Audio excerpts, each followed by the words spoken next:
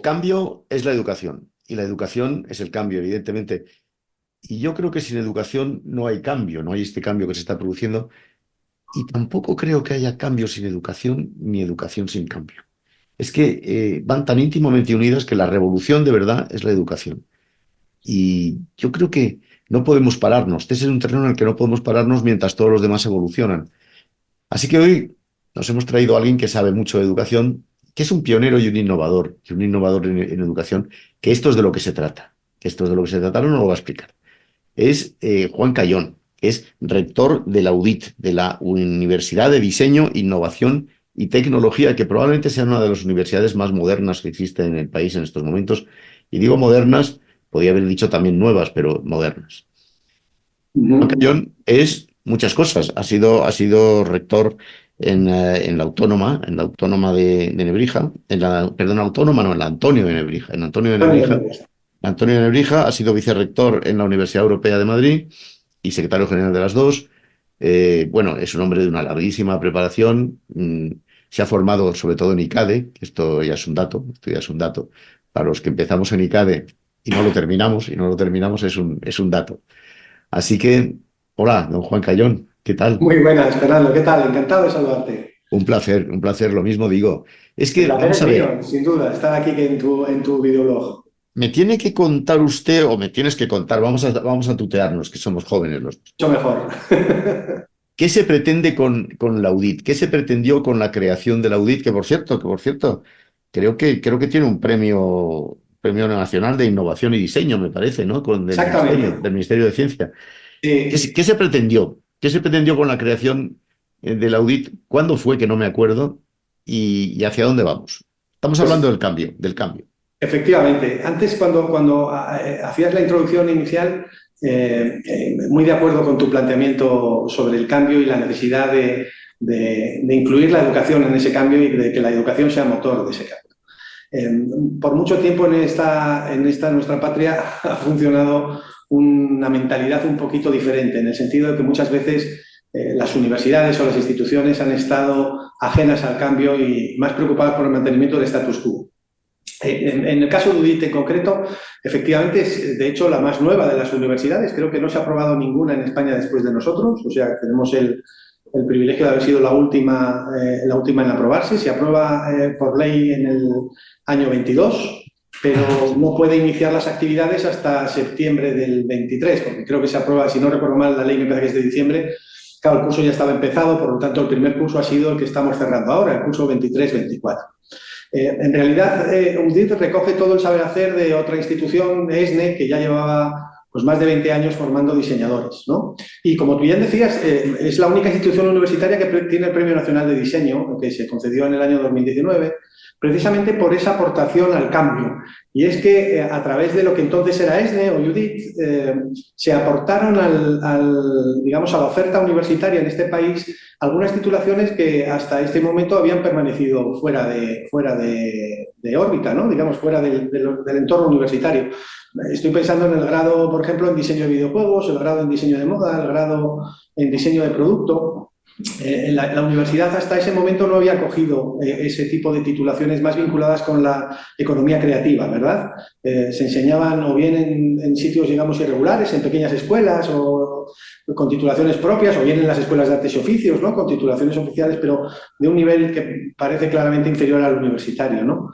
Entonces, los promotores de la institución tuvieron la visión de innovar precisamente, y por eso el nombre, o sea, la palabra innovación está en el centro de nuestro nombre, ¿no? Diseño, innovación y tecnología. Pues lo que busca es demostrar que la innovación es nuestro motor y que lo que nos gusta es estar siempre un poco en la frontera. Porque, Juan, hacen falta nuevas materias, hacen falta nuevas carreras.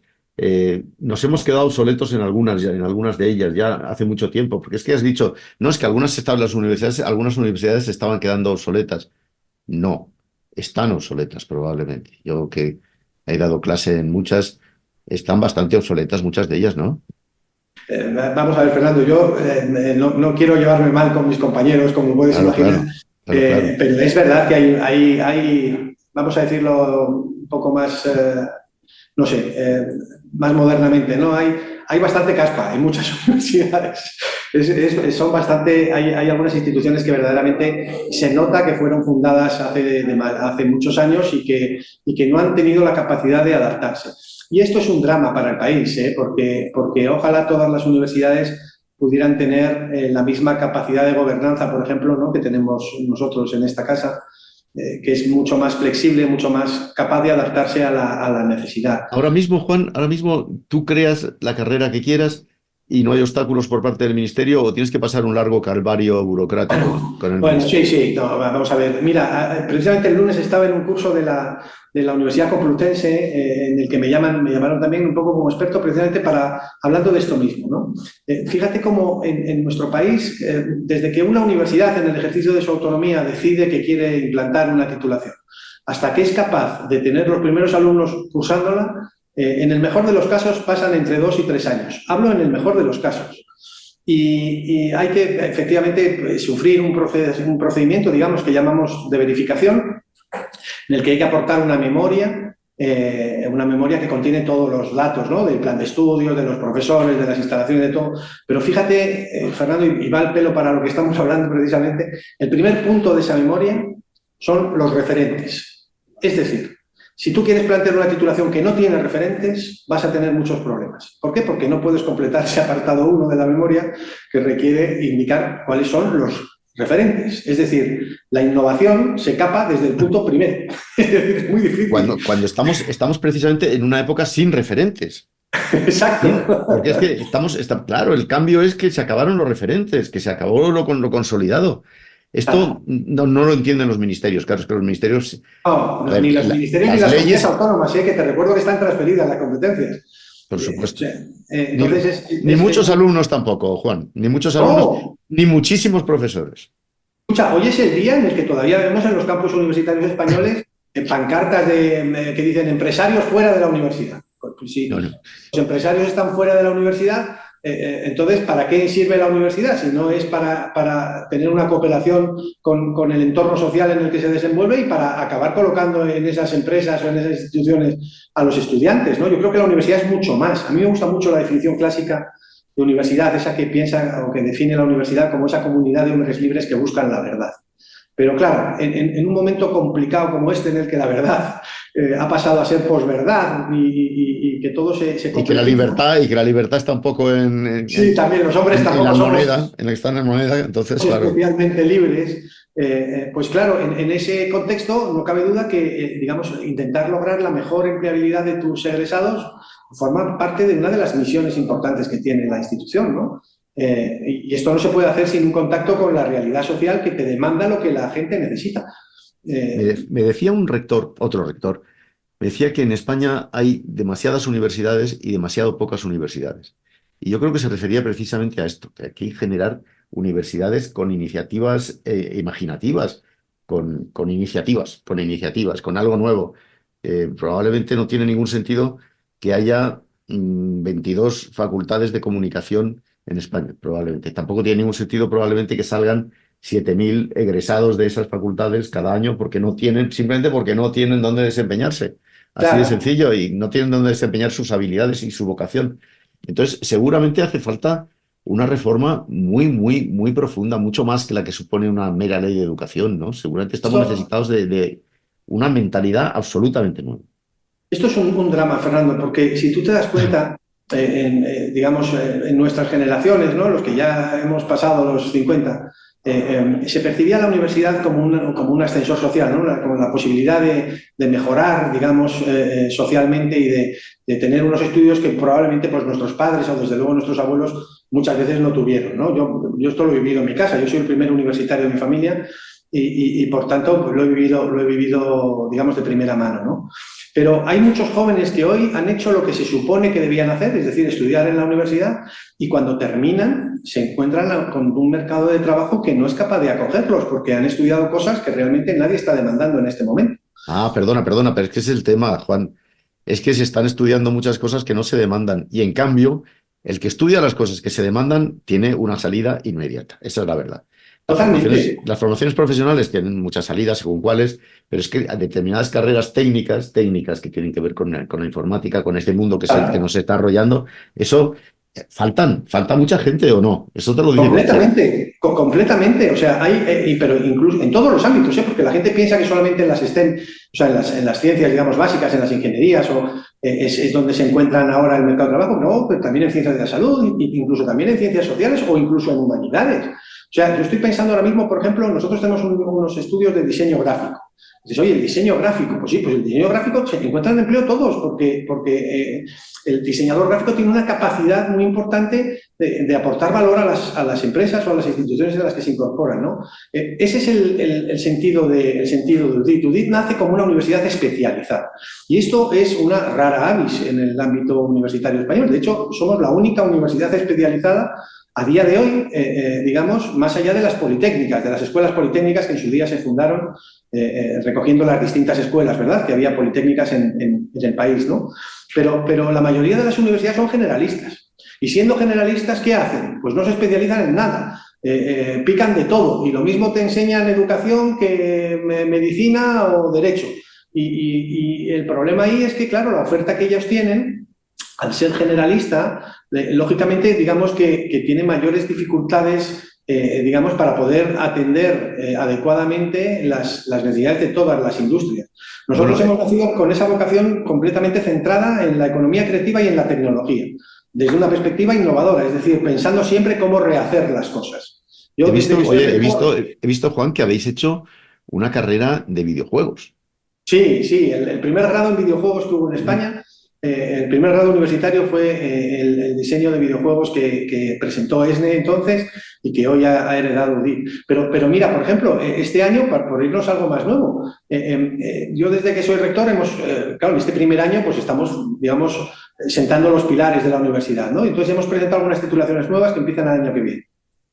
Pues ahí, por ejemplo, presentamos el único título que hay en España de programación de software full stack. ¿Por qué? Porque las empresas nos dicen es que necesitamos gente que sepa programar en full stack, o sea, que sepa programar con esa visión, digamos, un poco más compleja que es el full stack, desde el front hasta el back, por así decirlo. Bueno, no vamos a entrar en tecnicalidades o en cosas técnicas, pero es muy necesario que haya una comunicación fluida entre la sociedad a la que sirve la universidad y la propia universidad. Y esto, desgraciadamente, en nuestro país pues no se nota tanto o no lo hacemos tanto, y yo creo que por eso estamos perdiendo un poco el compás. Si tú te das cuenta, y aquí yo acuso a la hiperregulación del entorno universitario, uno de los problemas graves que tenemos, España ha destacado en las escuelas de negocio. España siempre ha tenido 3, 4 escuelas de negocio muy punteras, entre las 10 mejores del mundo, siempre había 3 o 4 escuelas de negocio españolas. ¿Por qué? ¿Por qué no hacemos lo mismo con las universidades? O sea, ¿por qué en las universidades, entre las 100 primeras del mundo, no hay ninguna española? ¿Por qué? Pues para mí, porque la actividad de la universidad está circunscrita a una normatividad creciente, a una especie de diarrea legislativa en la que cada vez somos menos innovadores como sistema. Y al ser menos innovadores como sistema, esto nos lleva a no poder competir en un entorno internacional. Las universidades Eso se llama burocracia, se llama pereza, se llama falta de ideas. Yo creo que es, fíjate, te voy a llevar la contraria temerariamente. Se llama falta de ideas por demasiadas ideas. Es decir, yo creo que hay una ideologización excesiva en muchas de las legislaciones que se aprueban en este país. Y una de ellas es precisamente tener el control de la universidad. Yo no sé si es un remanente franquista el de querer tener a las universidades controladas, pero no me cabe duda que en general están infradotadas económicamente, que tienen un problema de gobernanza terrible y que mis compañeros rectores muchas veces pues es que apenas pueden tomar decisiones porque están circunscritos a órganos de gobierno complejos en los que las sensibilidades de los sindicatos, de los estudiantes, de los profesores, del personal de administración y servicios, pues al final es que tienen poca capacidad de decisión. Y yo estoy seguro que todos vemos el mismo problema, es decir, todos nos damos cuenta de que en muchas ocasiones se nos está pasando el tren de conectar con los tejidos empresariales.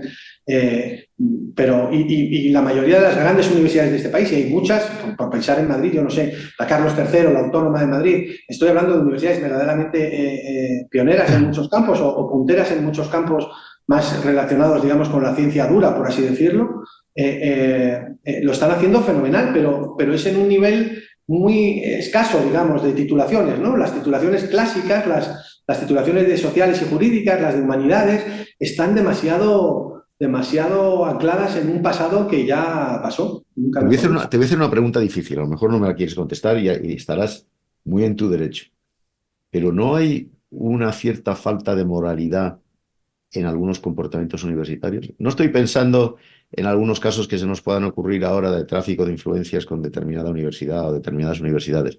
Estoy pensando en general, que se conceden títulos un poco, en fin, y se han concedido, por lo menos. Los doctorados están un poco ahí, en fin, te caen o no te caen según cómo te portes. Eh, Nah, y todo esto forma parte de ese cierto encanallamiento social que vivimos seguramente, ¿no? También en la universidad. yo creo que la universidad, Fernando, es un reflejo de la sociedad. Entonces, si la sociedad ha perdido el norte, la universidad pierde el norte, si la sociedad pierde valores, la universidad pierde valores. Yo rompo una lanza a favor de la seriedad del sistema universitario. Otra cosa es que soy hipercrítico y bueno, lo estás viendo en mi intervención, pero y otras veces que nos hemos visto y hemos hablado sobre el tema, lo sabes, ¿no? Que soy un poco el enfant terrible de los rectores, ¿no? Pero, Por pero eso me caes bien. Por eso me caes bien. pero fíjate que yo creo que, quiero decir, en general los titulados universitarios salen bien formados, salen razonablemente formados. Otra cosa es que salgan formados para lo que está demandando el mercado, ¿eh? Que esto es cosa distinta. Pero lo que se les enseña en general bien. Bueno, los problemas de la educación yo creo que no llegan o no nacen en el entorno universitario, sino que nacen mucho antes, ¿no? Las políticas educativas de la enseñanza secundaria y la enseñanza básica yo creo que han dejado mucho que desear. Y aquí es donde yo te digo que muchas veces entra la ideología, ¿verdad? Porque si queremos igualar y igualamos por la base y da lo mismo aprobar que suspender, porque tú pasas de curso, etcétera, bueno, pues da igual. Al final, digamos, todo se convierte en un batiburrillo, en una mezcla en la que pareciera que suspender es discriminar. Cuando la función educativa precisamente es educar, es decir, repartir méritos y castigos en proporción a los méritos y los deméritos, que dirían los clásicos hablando de la justicia distributiva, ¿no? Pero, Entonces, dime, dime. no, te decía que entonces, bueno, más allá de que haya casos puntuales, que desde luego los ha habido, los hay y probablemente los habrá, de corruptelas en universidades muy concretas respecto de programas o títulos o incluso personas muy concretas, yo creo que en general el sistema es un sistema razonablemente decente. Dime una cosa. Yo creo que sí, que se imparte buena formación en determinadas asignaturas en España. Estamos hablando de España, pero el cambio se refiere, cuando hablamos del cambio, me refiero a Europa y al mundo, que está cambiando a una velocidad como nunca habíamos conocido antes, jamás en la historia se había conocido. Pero en España, concretamente, donde se imparte una buena formación en determinadas carreras, medicina, por ejemplo, estoy pensando, oye, ¿por qué los egresados de las universidades, los titulados, huyen en cuanto pueden al extranjero? Aquí, como no se investiga, pues no hay investigadores. Como los médicos cobran una porquería, pues no hay médicos.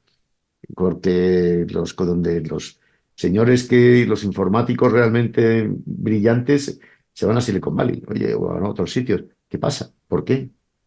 Bueno, esto por un lado nos debería dejar muy tranquilos en el sentido de que la formación que damos en las universidades españolas es buena, porque nos la demandan en el exterior y contratan en el exterior a nuestros licenciados con preferencia a los de otros países. Y por lo tanto, esto indica que la formación que estamos dando es de calidad. Estoy pensando en medicina, que es el primer ejemplo que has puesto y que me parece muy significativo, ¿no? O sea, nosotros estamos formando a médicos en la mayoría de los casos en las universidades públicas, es decir, con dinero del Estado, es decir, con dinero que ponemos tú y yo de nuestros impuestos. Porque lo que paga un estudiante universitario en la universidad pública y lo que cuesta a un estudiante universitario en la universidad pública no se corresponde, por tanto está todo subvencionado.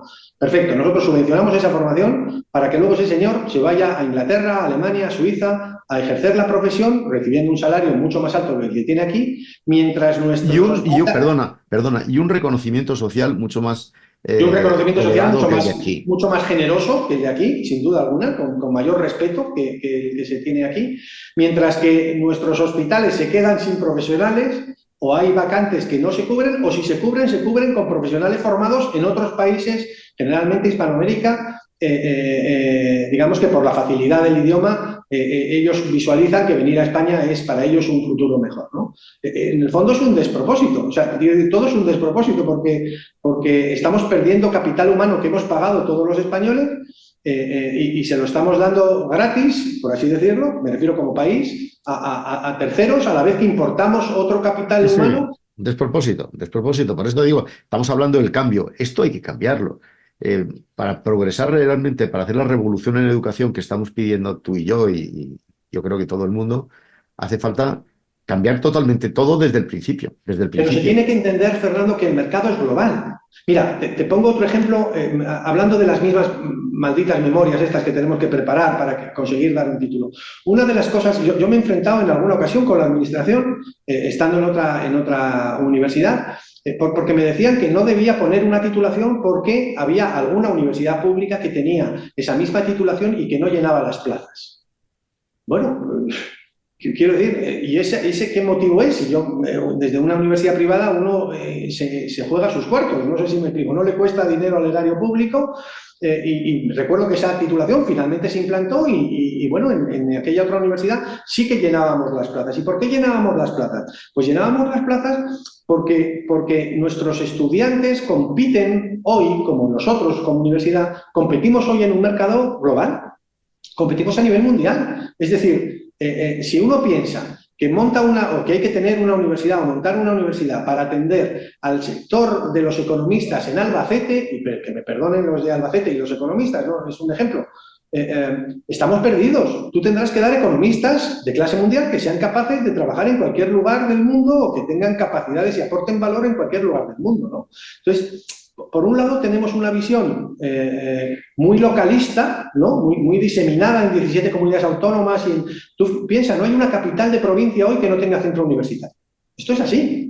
Estoy hablando de universidades públicas, ¿no? Pero esto es necesario realmente. Esta es la cuestión, es que seguimos viendo la educación y el cambio, por tanto, como un cambio local. O sea, yo creo que tenemos gafas de astigmatismo, ¿no? Yo creo que eso es lo de la vista de cerca, ¿no? O sea, vemos demasiado a corto, es demasiado pequeño. En Madrid hay universidades privadas, y no es la nuestra, que todavía no estamos en ese punto, aunque ya tenemos un buen porcentaje de estudiantes internacionales, que tienen un 35 o un 40% de sus estudiantes presenciales que son estudiantes internacionales. ¿Esto por qué es? Pues porque se han convertido en un referente en determinadas materias para poder atender esa demanda. Esta universidad que acaba de comenzar, insisto, no hemos terminado todavía el primer año, este sábado hemos graduado a los primeros estudiantes de UDIC, ¿verdad? Ahora mismo ya tenemos más del 50% de los estudiantes de posgrado son estudiantes extranjeros. Esto, y ofertando solo programas en español. ¿Esto por qué es? Pues básicamente porque te has hecho un nombre a lo largo del tiempo y la gente sabe que si estudias aquí, la formación que vas a recibir, bueno, te va a permitir mejorar en tu empleo o obtener un empleo en ese área de conocimiento en la que tú estás. Claro, no podemos seguir mirando la educación como un problema nacional que se resuelve solo en clave nacional. Tenemos que mirar fuera y ver cuáles son las buenas prácticas de los otros estados. ¿Tú crees que en Estados Unidos alguien diferencia entre universidades públicas y privadas? La gente sabe si Oxford es pública o es privada. Quien dice Oxford te dice Yale o Harvard. La cuestión no es si eres pública o privada, la cuestión es si eres buena o mala. Es decir, si aportas o no aportas. Y yo creo que eso todavía nos falta, Fernando. Yo creo que tenemos que ser un poco más críticos con nosotros mismos e intentar transformar los paradigmas, ¿no? Y dejando a un lado la ideología, basándonos en lo que realmente funciona. Estoy repasando aquí unas notas de un encuentro que tuvimos contigo, unos cuantos periodistas, Sí. Y dijiste una cosa que me hizo mucha gracia. Dice, las universidades se crearon en las afueras para que no dieran la nata, para que no dieran la lata. Bueno, las universidades creadas en el tardofranquismo es totalmente cierto, es totalmente así, vamos. Evidentemente, ¿no? Yo creo que es conocida la anécdota de que la Universidad Autónoma de Madrid se crea en donde se crea por dos motivos fundamentales. Uno, para sacarla de Madrid capital y, por tanto, alejar de Madrid capital los posibles disturbios universitarios. Y dos, porque si tú has estado en la Autónoma, y yo creo que todos conocemos esa universidad, estupenda, por cierto, está, digamos, en lo que era una laguna, ¿no? Es decir, está rodeada por los 360 grados, digamos, de un montículo desde donde es mucho más fácil disparar gases lacrimógenos que se Sí. quedan en la parte de Y abajo, cerca, ¿no? y cerca del cuartel del Goloso, por cierto, Cerca también. del Goloso, donde estaba la corazada. Que, por cierto, esta es otra que tendríamos que ponernos a pensar. Yo es que vivo al lado, ¿sabes? Entonces lo conozco muy bien eso. Oye, Claro. Juan, dime, defíneme el cambio en la educación, la revolución en la educación con una palabra. ¿Qué palabra se te ocurre que sería la palabra clave para definir lo que tiene que ser el cambio en nuestra educación? Pues fíjate, vuelvo a la palabra innovación.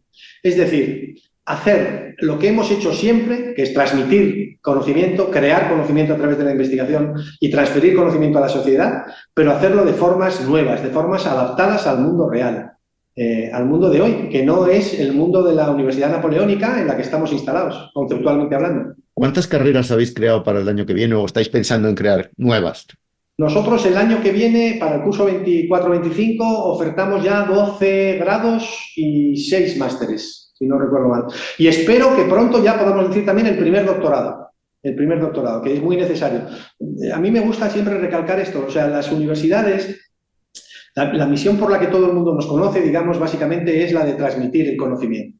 Pero las universidades tienen una función que también va de crear conocimiento, es decir, de profundizar en el conocimiento que tenemos y de hacer avanzar la ciencia y el conocimiento del mundo que nos rodea, ¿no? Y yo creo que ese estigma que tienen las universidades privadas en general de que no investigan, yo creo que eso está cambiando en parte por la necesidad legal, es decir, porque nos han puesto obligaciones legales para cambiar, pero también está cambiando porque creo que el sector privado también se ha dado cuenta de que sin investigación una universidad no es verdadera universidad, es una academia y eso es otra cosa.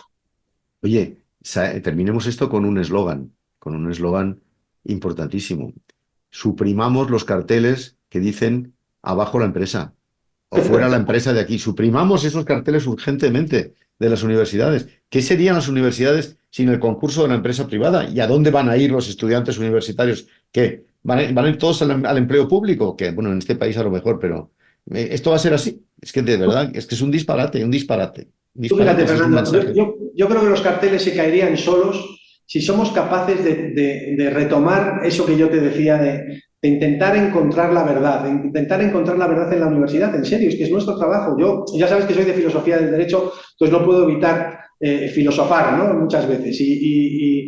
Y ya sabes que los filósofos son quienes se ocupan Tú de abogar. tienes una educación jesuítica, jesuítica, Bueno, como yo, ¿eh? Como yo. sí, sí, sí.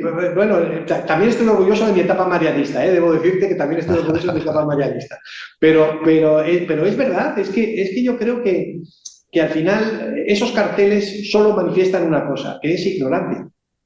Es ignorancia. Ignorancia por la ideologización. Saquemos la ignorancia de la universidad, saquemos la ideologización de la universidad, atendamos a los hechos y esos carteles se caerán solos.